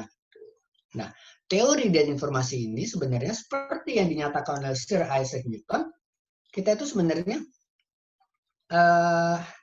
bukan mencari sendiri gitu. Kita pengetahuan itu adalah akumulasi dari yang sudah ditemukan dari dulu gitu. Mulai dari awal manusia mengenal apa filosofi sampai diturunkan, oh seperti ini sampai ketemu ada gravitasi segala, sampai mungkin teorinya si apa namanya? Kalau di ekonomi Adam Smith gitu, the law of one price kalau di PIE, terus banyaklah. Dari situ kemudian kita bisa menjadi basic kita untuk melakukan penelitian selanjutnya seperti itu. Jadi kalau Sir Isaac Newton bilangnya kita itu nggak sendiri, kita itu sitting on giant shoulder. Kalau saya melihat lebih jauh dari pendahulu saya, bukan berarti saya lebih tinggi, bukan berarti mata saya lebih awas, tapi saya dibantu oleh mereka gitu, karena because they raise us up gitu. Kita naik di punggungnya mereka gitu. Oh, di sana ternyata lebih ini gitu. Kamu nggak ngeliat sebelumnya seperti itu. Dan begitulah akumulasi pengetahuan. Gitu. Any question so far sampai di sini? Silakan menjawab pertanyaan atau bertanya saya nilai juga. Saya Pak, izin bertanya Pak. Monggo, nomor berapa Mas? Silakan. Terkait Absen berapa di Mas? slide sebelumnya itu yang Sorry, dimaksud dari absen berapa, Mas? diinterpretasikan secara itu maksudnya seperti apa? Nomor absen berapa Mas? Halo? Nomor berapa absen ya? Nomor 16 Pak. Gilang. 16. Sorry, bisa diulangi? Pertanyaannya bisa diulangi?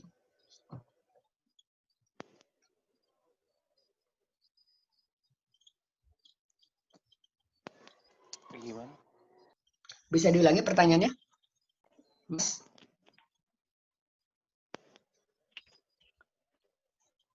Halo, mohon maaf Pak, sinyalnya agak.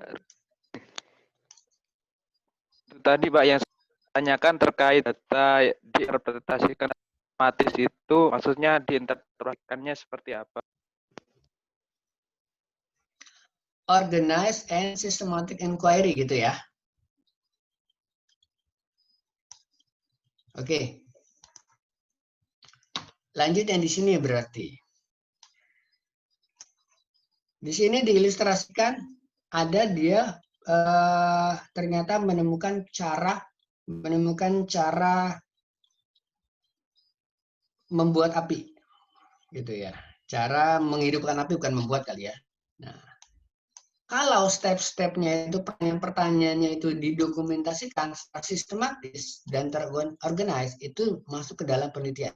Misal seperti, oh caranya dia awalnya seperti ini, kok nggak bisa? Tapi dokumentasi kayak gini bisa, seperti ini mungkin, nggak bisa juga. Belok seperti ini, nggak bisa juga, atau ke atas, nggak bisa juga.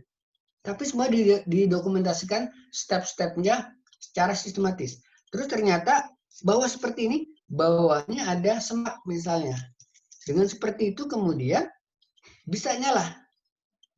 Nah, kalau kemudian step-stepnya itu, inquiry itu didokumentasikan, orang yang berikutnya nggak perlu lagi mengulang bahwa cara bikin api adalah harus begini dulu, cukup langsung begini aja gitu. Bahwa dengan di bawahnya dikasih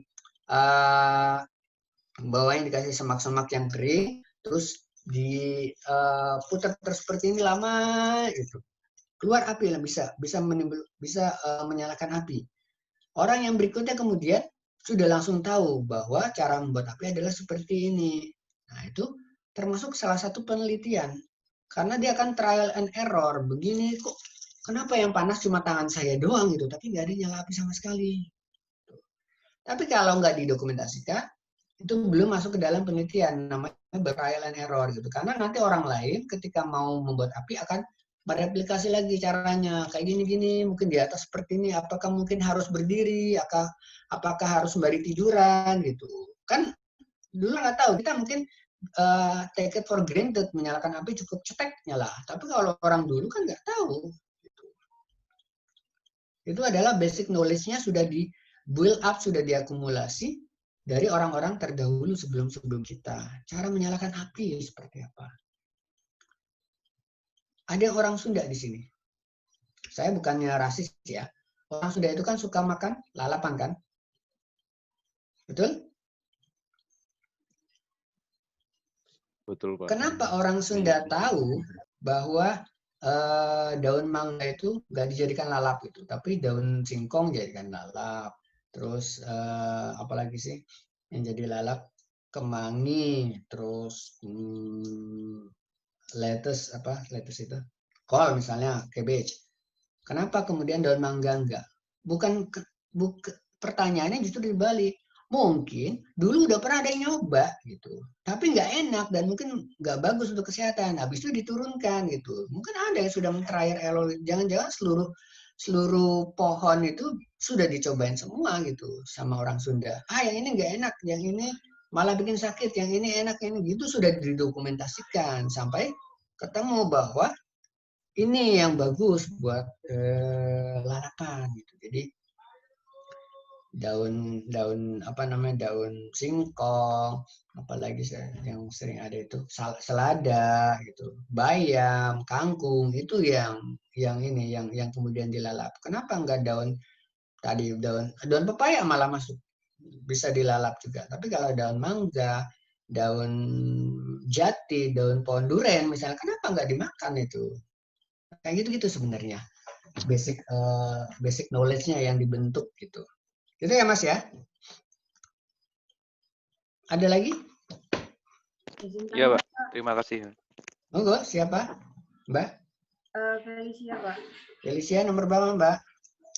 14. 14, oke. Pak, kan kalau misalnya ini kan riset itu kan kita nyari kuesioner gitu kan Pak untuk ngebuat data-data berupa angka. Terus ntar yang dijelasin di laporannya itu lebih ke faktor yang menyebabkan hasil riset itu atau gimana? Oke. Udah? Terus misalnya gini nih Pak, kita pakai, kan tadi Bapak bilang kalau kita tuh bisa pakai data riset dari orang lain, tapi mungkin aja yang data yang mereka punya itu nggak semuanya maksudnya kayak yang kita butuhin itu nggak semuanya tersedia gitu, sama mereka gitu. Kalau misalnya nih Pak, kayak yang tugas kemarin, itu kan Bapak bilang mini riset, tapi buatnya kita ambil data riset dari berita gitu kan. Ada headline news, terus isi beritanya ada kasih tahu data-data, misalnya meningkat 2%, terus dikasih angkanya gitu. Terus yang kita kembangin di dalam isi laporannya itu berupa kayak ngambil kesimpulan sendiri gitu Pak. Oh berarti ini meningkat karena mungkin orang ada perbedaan persepsi. Jadi kita lebih ke ngejelasin ke undang-undang atau dasar hukumnya. Itu bisa dimaksud dengan riset atau malah jadi kayak makalah biasa Pak? Oke, ada 2 pertanyaan ya Mbak Felicia. Yang pertama terkait dengan kuesioner. Kalau kita data kuesioner itu hanya way, hanya salah satu cara untuk bisa kita memperoleh data. Ada data lainnya, misalnya data fakta, misalnya data publish laporan keuangan perusahaan-perusahaan TBK, perusahaan terbuka, itu tersedia available di Bursa Efek Indonesia. Di situ kalian bisa download. Itu sifatnya dia bukan kuesioner tapi data real. Atau misalnya data perpajakan, itu kan bukan kuesioner kan? Datanya data belanja negara APBN, itu bukan kuesioner, data real.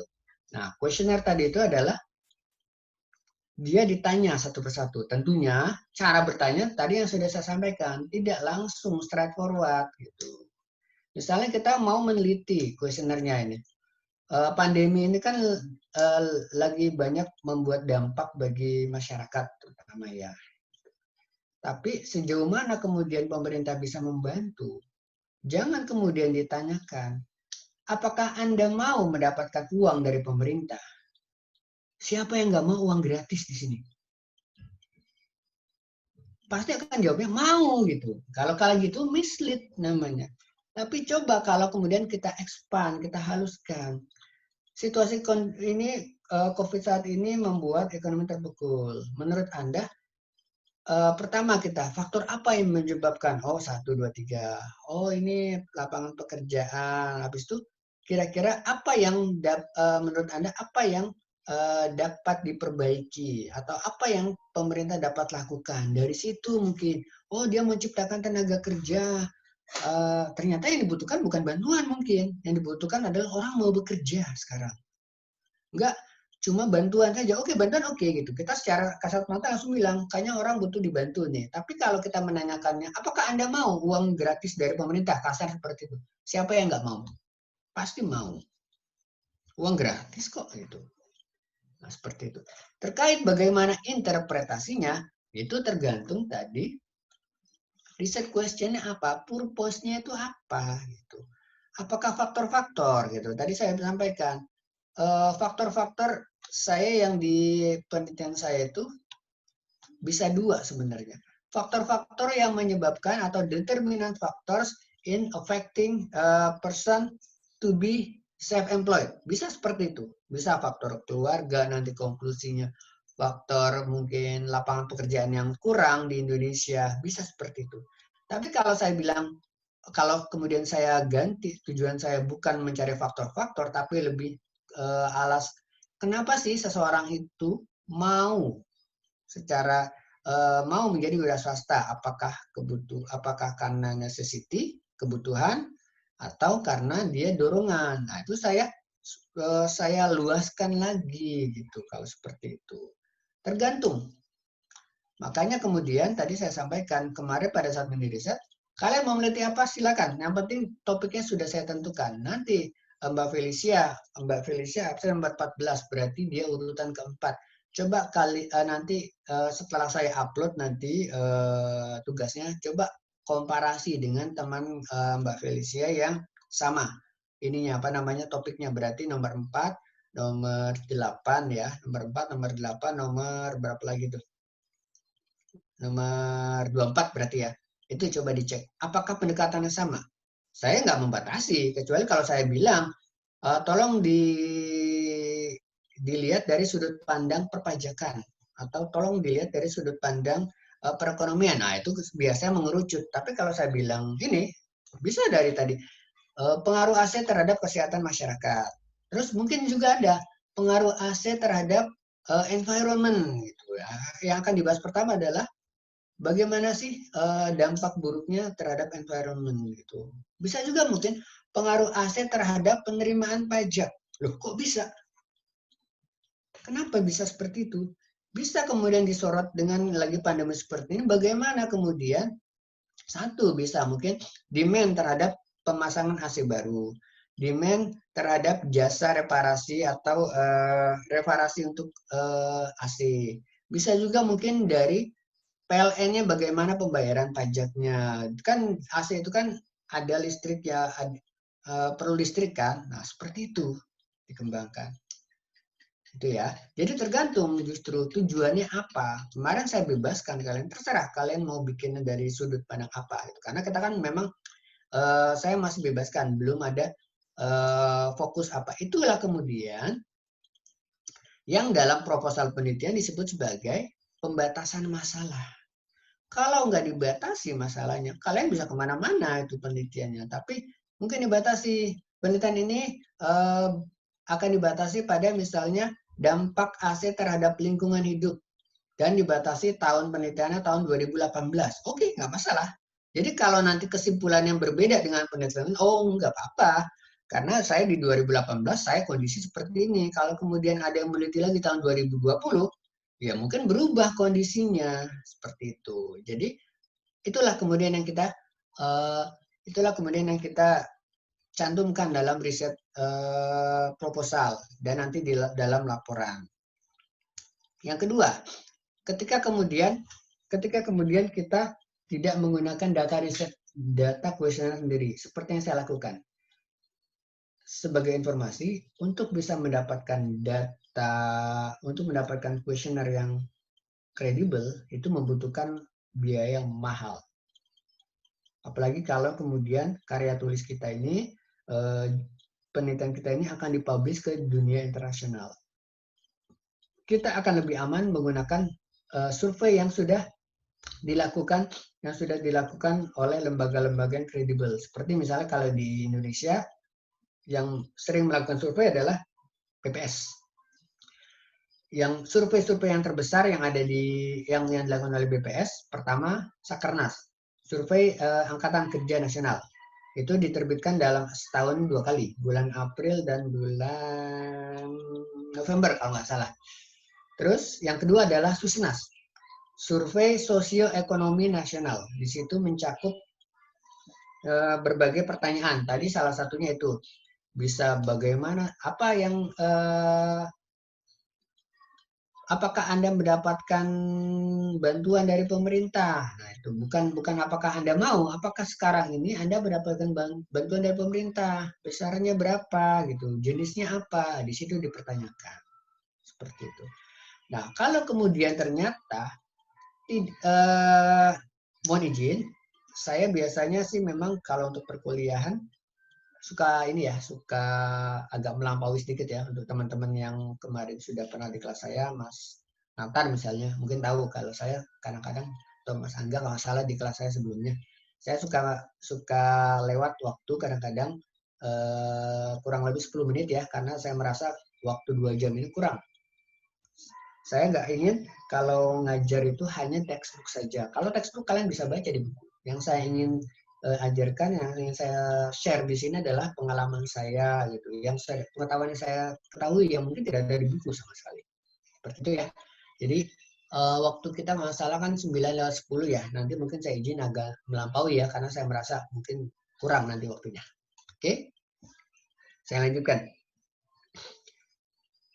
Kayak tadi, saya ternyata idealnya untuk bisa memperoleh data terkait dengan risk taker atau risk personality seseorang adalah tadi yang paling ultimate adalah bagaimana sih pemilihan sportnya dia, olahraganya dia, apakah catur atau dia olahraga ekstrim kayak misalnya surfing,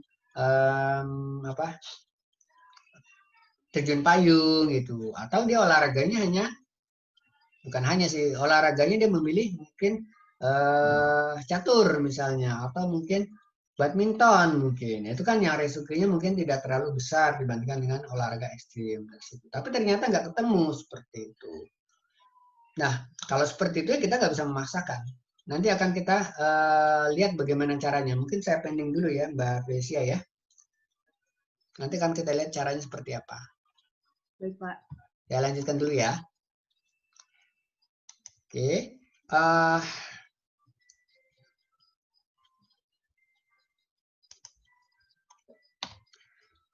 Tadi kita sudah sempat ke sini sebenarnya, bahwa dari sisi ini sebenarnya hanya mau hanya menunjukkan ada dua semacam dikotomi gitu. Applied research dan basic research. Kalau applied research itu ya itu bagaimana sih cara menemukan membuat api, atau mungkin teman-teman kalian dulu yang di IPA bagaimana merubah formula ini menjadi ini, itu yang applied research. Tapi kalau yang basic research mungkin itu adalah ke arah akumulasi pengetahuan. Misalnya teorinya Einstein yang E sama dengan MC kuadrat itu kan basic sebenarnya. Knowledge-nya, applied-nya bagaimana kemudian itu menjadi bom atom, itu yang kemudian di research berikutnya. Kalau di ekonomi misalnya teori invisible hand atau teori market demand misalnya, atau supply demand. Nah, itu kan basic research seperti itu. Itu ya, hanya untuk membuktikan seperti ini saja. Jadi kayak tadi misalnya purpose-nya apa sih kalau yang basic, kalau yang applied itu seperti apa, bagaimana impact-nya gitu. Nah, itu yang kemudian dibedakan. Ini yang bisa mungkin kalian pelajari sendiri nanti di buku yang sudah kemarin saya share ya. Monggo. Ini sebenarnya tidak akan terlalu saya bahas. Ini intinya sebenarnya ini dianggap sebagai onion. Kalian tahu kan kalau bawang itu ada lapisan-lapisannya. Bukan berarti bahwa ini adalah yang hanya ini yang bisa dimakan. Kalau seperti itu nanti kalian bisa diomelin sama emak kalian tuh ngupas bawang sampai habis kecil karena cuma mau ngambil ini doang. Enggak, bawang itu kan dari sininya itu kan bisa dimakan semua kan.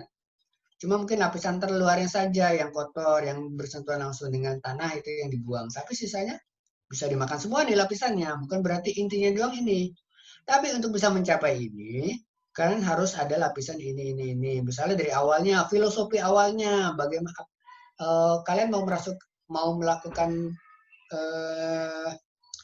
penelitian yang mana sih, gitu. Setelah itu baru bagaimana penalaran cara Anda melakukan penelitian, apakah metodenya induksi, apakah deduksi, atau abduction. Nanti kan kita pelajari metode induksi itu bagaimana sih, metode deduksi itu seperti apa, terus ini abduction seperti ini biasanya mix.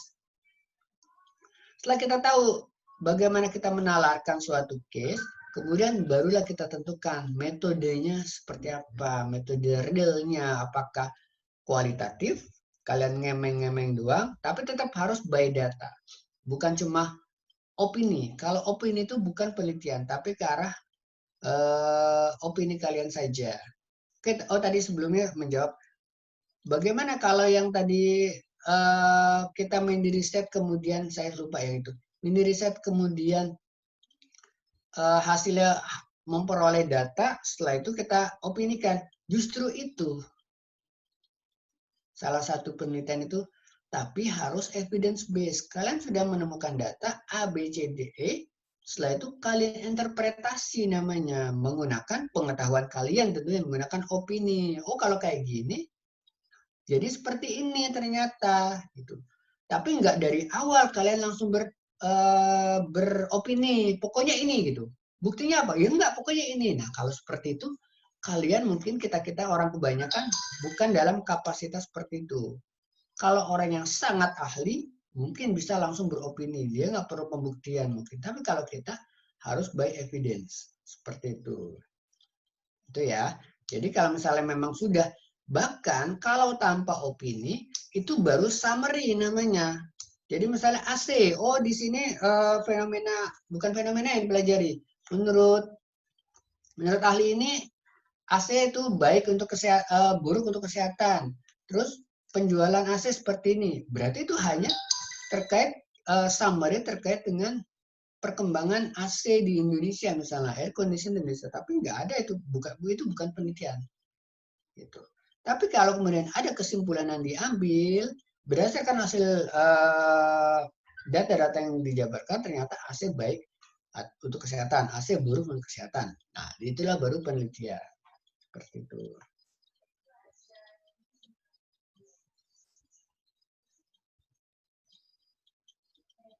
Oke, sorry, ada WA. Nah, kalau sudah ketemu yang tadi, bagaimana kita kemudian mau melakukan penelitian, apakah kualitatif, apakah kuantitatif? Nah, kayak misalnya tadi contohnya, contohnya kanguru, itu dia pasti kuantitatif. Kenapa? Dia akan menarik data kelahiran anak di Indonesia plus data populasi kanguru year to year mungkin. Dari situ di regress. Oh ternyata ada hubungannya terbalik. Semakin tinggi angka kelahiran anak, ternyata populasi makin turun. Nah, something wrong nih, ada apa ini? Jangan-jangan tengahnya kita belum tahu. Ternyata ketemu, oh impor daging kanguru ke Indonesia meningkat.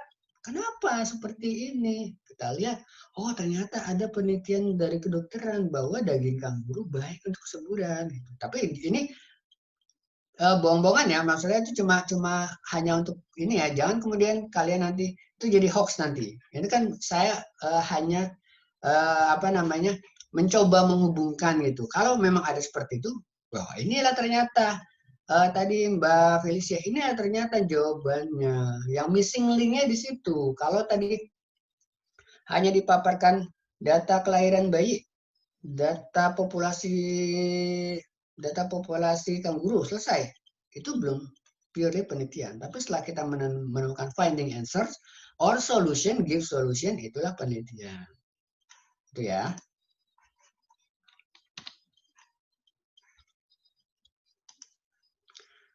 Bagaimana kemudian kita melakukannya? Nah, itu eksperimen atau survei datanya, archival atau case study dan sebagainya. Nah, dari sini kemudian kita tentukan scope waktunya atau time horizon-nya, apakah cross-sectional atau longitudinal. Cross-sectional itu begini, kalau data survei, Susenas itu dia melakukan survei terhadap kalau nggak salah 250.000 rumah tangga di Indonesia. Di awal-awal dulu cara melakukannya adalah ternyata tiap tahun respondennya berbeda. Tahun ini mungkin keluarga si A, tahun depan keluarga si B, dan seterusnya. Impact-nya apa? Kita bisa mungkin mendapatkan gambaran data, misalnya data perekonomian keluarga-keluarga di Indonesia. Tapi kalau kita kemudian mau menghubungkan bagaimana sih pengaruh misalnya penurunan tarif PPh terhadap kesejahteraan keluarga di Indonesia. Agak susah. Kenapa? Kita tidak punya tuh dia sebelumnya seperti apa, kemudian setelah diturunkan tarif seperti apa. itu yang tidak bisa dipelajari di cross sectional karena kita nggak tahu data sebelum seperti apa, data sebelum seperti apa. Nah, kalau longitudinal, observasinya atau respondennya sama tiap tahun. Saya menggunakan ini untuk yang tesis saya.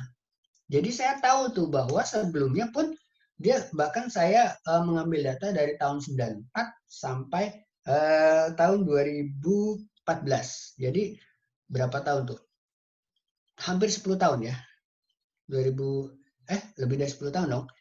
Dari 94 sampai 2014, 10 tahun. Jadi bahkan dari si anak itu masih sekolah sampai dia dapat pekerjaan.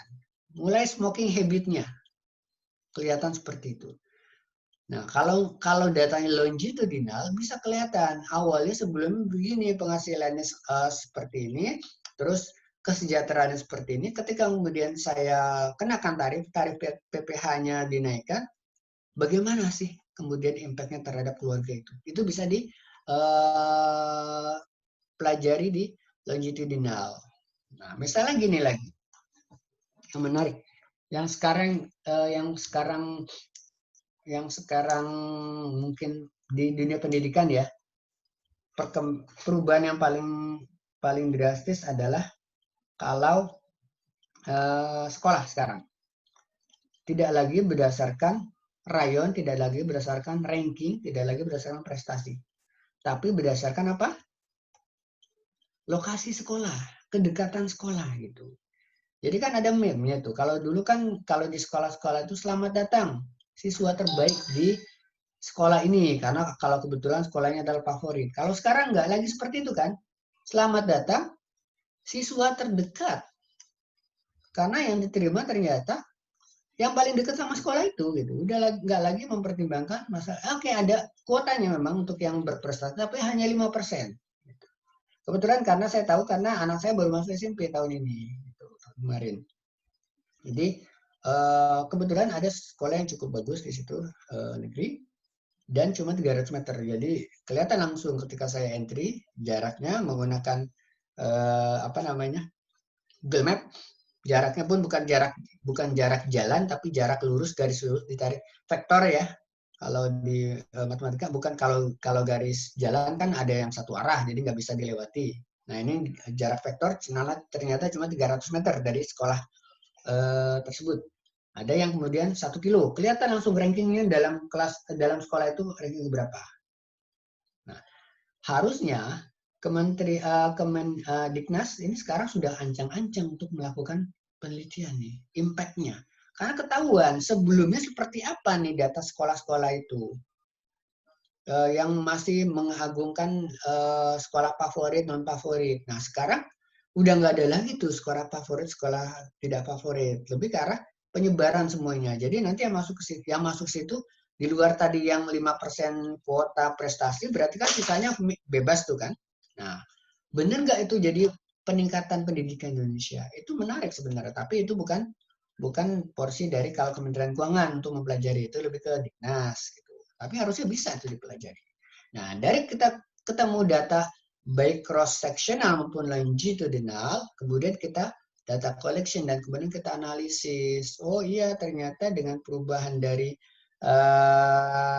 sistemnya rayon dan sekolah favorit, sekolah rintisan nasional, sekolah internasional berubah menjadi sekarang by lokasi, by domisili. Ternyata meningkatkan nih pemerataan pendidikan. Kalau seperti itu ternyata konklusinya. Atau ternyata enggak efektif. Di situ kemudian kita bisa melakukan policy recommendation. Apakah perlu dirubahkah atau bagaimana. Seperti itu. Sampai sini ada yang mau ditanyakan? Ini riset policy saya tidak akan bahas lebih banyak ontologi, epistemologi, aksiologi. Silakan kalian baca sendiri di Sonder karena ini dan nanti toh juga UTS tidak akan ditanyakan teori. Kalian lebih ke arah praktik proposal penelitian. Jadi ya monggo kalian baca saja sendiri. Terus di sini dari dosen koordinator ada link ini dari dosen koordinator sebenarnya. Saya hanya menambahkan sedikit-sedikit tadi ada yang contohnya tadi yang teori tadi itu yang Sir Isaac Newton itu saya tambahkan sendiri. Ini monggo kalian nanti setelah saya share monggo kalian baca sendirilah gitu ya. Dan Kalian nonton YouTube-nya. Ini juga perspektif bahkan disampaikan oleh dosen koordinator, tidak perlu mungkin secara mendalam, makanya mungkin kalian baca sendiri boleh dari Sekaran maupun dari Saunders ya. Ini bisa tadi penalaran atau pendekatan riset. Tadi sudah sedikit saya sampaikan. Deductive reasoning atau inductive reasoning. Mungkin yang di sini yang lebih jelas. Pendekatan didaktif itu seperti apa sih? Dasarnya dari teori dulu. Misalnya, kalian kalau yang belajar PIE, Theory of the Law of One Price. Di situ disebutkan, the Law of One Price itu adalah bahwa harga-harga itu di semua tempat pasti sama. Kalau memang produknya sama, pasti akan sama. Seperti itu ya. Kalau tidak memperhitungkan transportation cost, pembatasan misalnya ada ekspor impor, harusnya sama. Nah, kemudian dari sini dilakukan observasi. Gitu. Misalnya saya contohkan, dan ini contoh real. Di Amerika, seperti kalian tahu, di sana kan menganut sistem federalism, di mana ada negara-negara bagian atau state yang secara independen, mereka lebih independen daripada provinsi di Indonesia. Mereka tidak boleh melakukan urusan ke luar negeri, tidak boleh bekerja sama dengan negara lain, terus sama tidak boleh mendeklarasikan perang. Itu saja. Di luar itu boleh semua menentukan. Makanya misalnya kayak yang paling ramai sekarang ini masalah ganja misalnya. Di beberapa state ada yang sudah dilegalkan, tapi di state lainnya masih dianggap ilegal. Gitu. Terus kayak yang gay. Di beberapa negara ada yang same-sex marriage sudah disahkan di negara bagian tersebut. Tapi ada yang masih dianggap sebagai pelanggaran, nggak boleh. Nggak bisa dilakukan. Nah, seperti itu. Bahkan salah satunya adalah penentuan pajaknya juga. Nah, yang ada satu penelitian bahwa pajak itu mempengaruhi harga BBM di sana. Sehingga sangat dimungkinkan harga BBM di satu daerah berbeda dengan daerah lainnya. Nah, bagaimana kemudian kalau ada pom bensin yang letaknya dia di perbatasan suatu negara bagian? Terbukti nggak nih the law of one price-nya? The law of one price kan bilang kalau ada terjadi perbedaan akan ada rent seeker atau pemburu rente yang kemudian mau dia rela bolak-balik beli bensin di negara bagian A untuk kemudian dijual di negara bagian B. Akan seperti itu. Benar nggak terbukti seperti itu? Saya lupa waktu itu konklusi seperti apa. Tapi ada yang meneliti seperti itu. The law of one price. Tapi sudah ada nih teorinya. The law of one price-nya seperti itu. Gitu. Benar nggak sih? Ternyata confirm. Itu yang metode didaktif. Yang metode berikutnya adalah metode induktif. Ini berdasarkan dari data fenomena alam fenomena yang terjadi. Misalnya, kenapa sih kalau lagi Lebaran harga daging meningkat? Ini selalu ada patternnya nih. Terus kenapa sih kalau lagi musim hujan harga bawang meningkat gitu. Kenapa lagi panen raya harga bawang turun? Nah, dari situ observasi, kumpulkan data, baru ketemu teori ternyata betul. Supply and demand. Sepanjang tidak ada perubahan lain atau ceteris paribus, kalau ada penambahan demand, kalau ada penambahan demand, supply-nya tetap, harga akan naik gitu. Atau kalau ada peningkatan supply panen raya, tapi demand-nya tetap, harga akan turun. Nah, ternyata terbukti, tapi awalnya dari sini dulu. Gitu. Nah, tadi yang case Mbak Felicia, bagaimana kemudian kalau data tidak ada? Itulah yang jadi masalah peneliti. Jadi metode induktif dan metode didaktif ini yang sangat ideal. Kita ada teori, terus kita bisa observasi. Kita observasi, kita ada teori. Tapi ya seringnya, kita sudah berteori, tapi ternyata nggak ada datanya. Nggak ada datanya, susah nyari data. Itulah kemudian ada pendekatan ketiga. Abductive approach. Ini yang sering saya sampaikan kalau ada junior saya gitu yang gimana sih Pak cara meneliti ini? Kita harus realistis. Nggak bisa kita ideal, kita cari dulu fenomenanya gini, baru setelah itu kita berteori, habis itu kita cari data. Yang sering saya sampaikan, coba deh Mas, kamu atau coba deh Mbak, kamu baca-baca kuesioner yang ditanyakan oleh BPS di Susenas atau di Sakernas atau di survei-survei OECD misalnya. Apa sih yang mereka tanyakan? Kalau mereka tanyakan berarti ada datanya. Gitu. Kalau udah ada datanya baru, wah ternyata ada Pak data smoking habit. Nah dari situ dikembangkan. Dari smoking habit apa sih? Oh risk taker. Risk taker kenapa? Oh ternyata mental wira swasta dari situ. Bisa kemudian kita cari. Jadi seolah-olah kayak cheating gitu. Seolah-olah kayak curang. Kita udah ada ketemu data dulu, baru kita cari ininya. Bahkan itu yang sering saya sampaikan ke kakak-kakak kelas kalian kalau ketika mereka lagi mau bikin KTTA gitu. Ini yang mau dicari apa? Kita mau cari ini Pak pengaruh perusahaan apa namanya? Misalnya behavior perpajakan PT ini. Kamu yakin datanya ada? Kalau sebagai informasi, saya bilang data perpajakan itu classified, nggak bisa kamu cari dari DJP. Kamu cari yang lain deh. Oh gimana Pak kalau data dari WP? Kalau kamu bisa dapat, oke silakan. Tapi jangan minta dari DJP, nggak akan dikasih. Kalau kamu sektoral masih dikasih. Misalnya apa namanya potensi penerimaan dari sektor pariwisata, oke, itu masih bisa karena dia sifatnya gelondongan. Sektor pariwisata satu tahun ini berapa sih? Kan ada KBLI-nya, ada KLU-nya di perpajakan.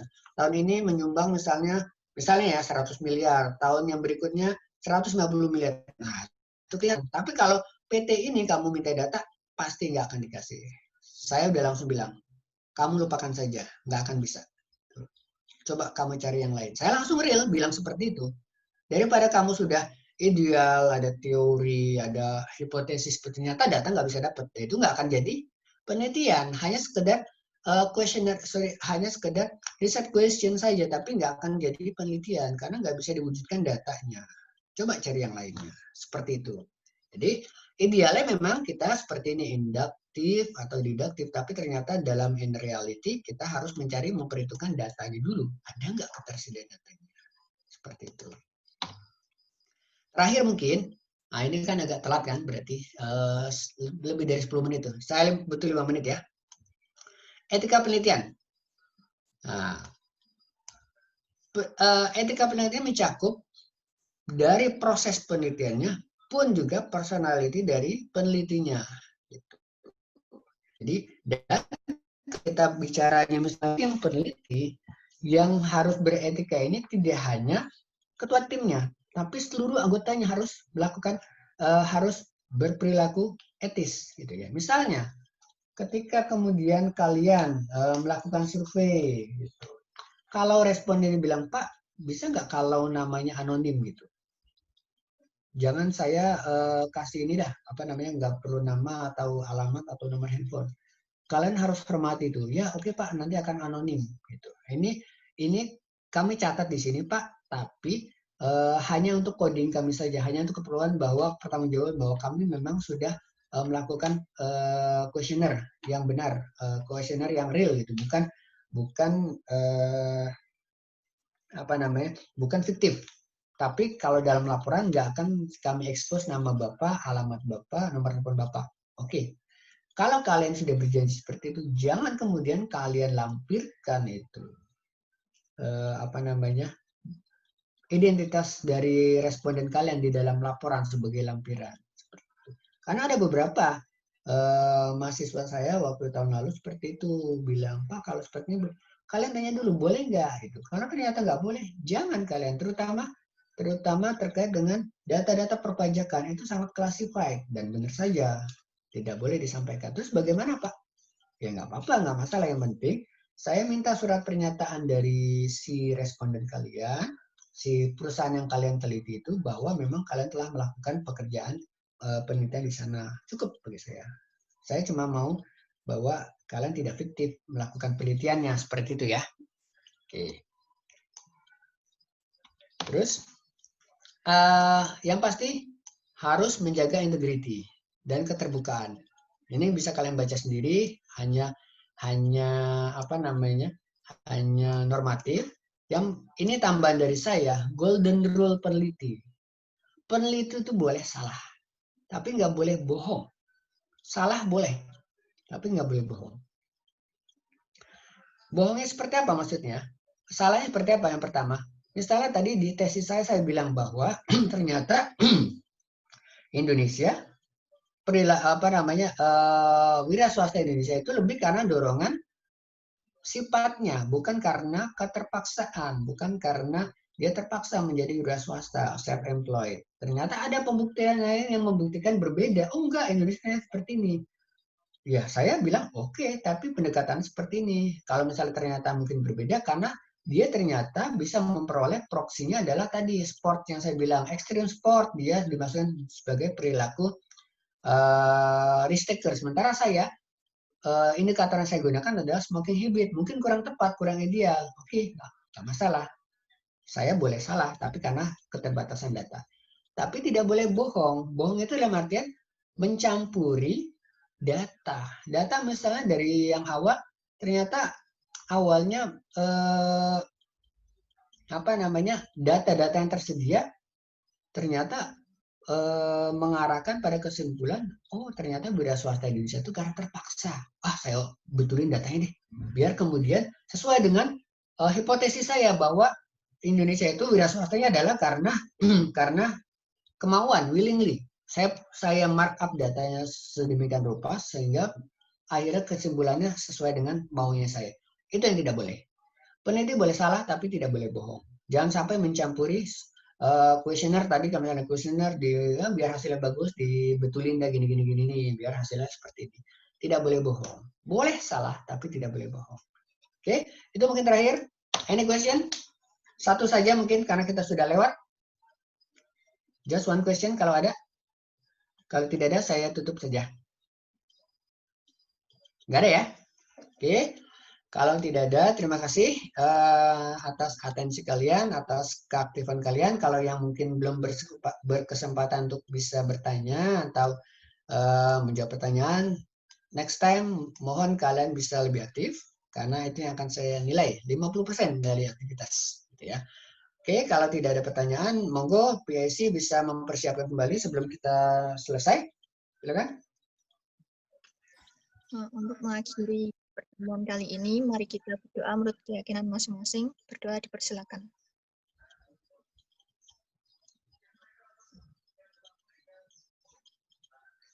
Berdoa dicukupkan. Terima kasih. Oke, saya akhiri saja. Selamat pagi semuanya. Assalamualaikum warahmatullahi wabarakatuh. Stay safe semuanya ya. Stay healthy. Oke, Terima kasih, Pak. Izin tutup ya. Oke, makasih. Terima kasih, Pak.